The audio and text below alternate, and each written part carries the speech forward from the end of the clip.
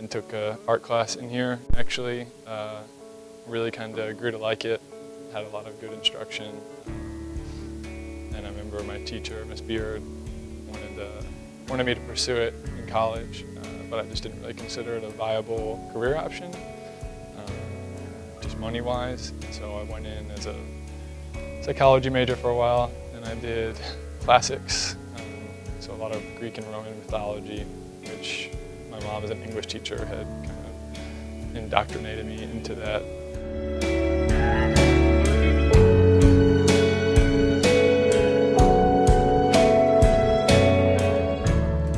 I really liked everything I was learning about, and I really liked the art that I was seeing.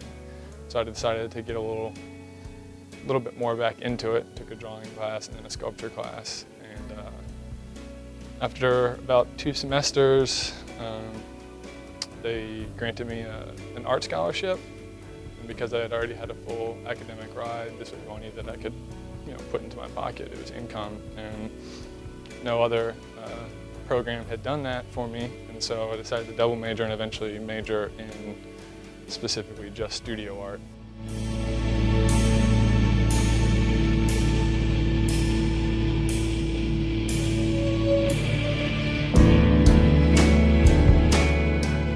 I think one of the biggest or broadest impacts was taking part in the International Baccalaureate program when it started here.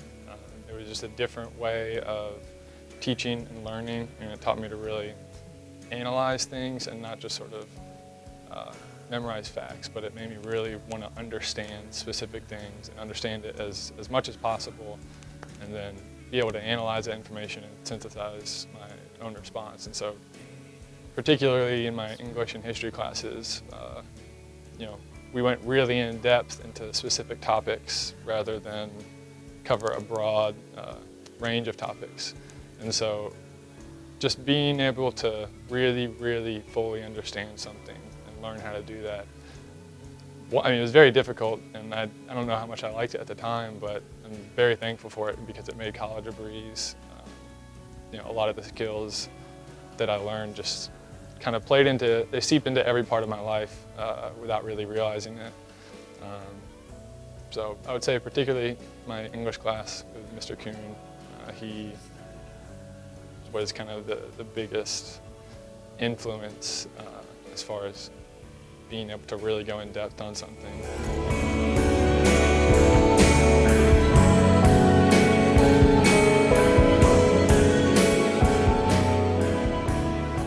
Slowly have started to move into children and adult portraits, and then went to a lot of art museums. I visited Europe recently and went to as many as I could. I didn't go to all of them. My self-conscious could only take so much, my self-confidence, seeing all this masterwork and putting that into perspective. But I really got into the whole process of art, the craft side of it, and started collecting pigments and learning how to grind my own paint and make my own paint. And so that just kind of added another element to it that kept me interested in doing something that sort of starting to burn out on it. And now I'm at a point where I'm starting to try and branch off from portraits and do more abstract pieces, kind of like that. And sculpture's also something that's coming back into my life. That was my favorite in college. This is my concentration, but it requires a lot of expensive tools, and I didn't have access to that after I graduated, so I've been setting aside money from these portraits to collect the tools, and I'm at a point now where I'm hoping to start doing some more sculpture in the next few months.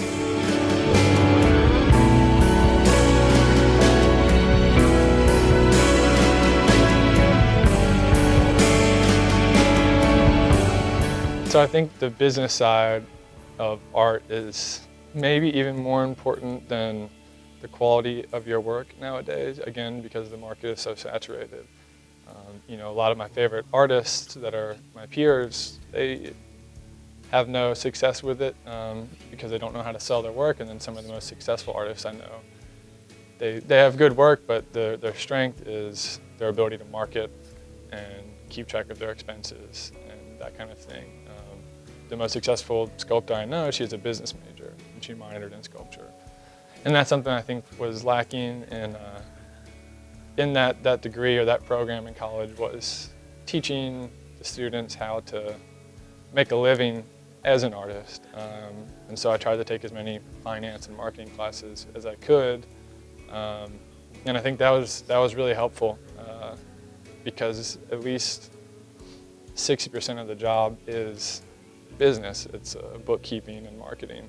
And that's something that's hard to keep up with, especially since most artists aren't interested in that. They just want to make art. But luckily, I've always kind of been interested in the business side of things.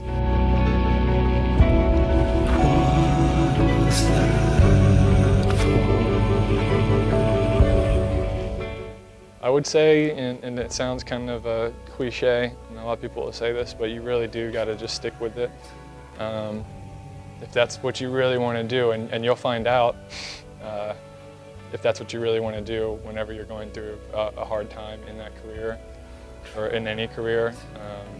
And that practice is one of the most important things. Practice every single day. I like to say the talent is for amateurs. If you want to be professional, you got to put in those hours.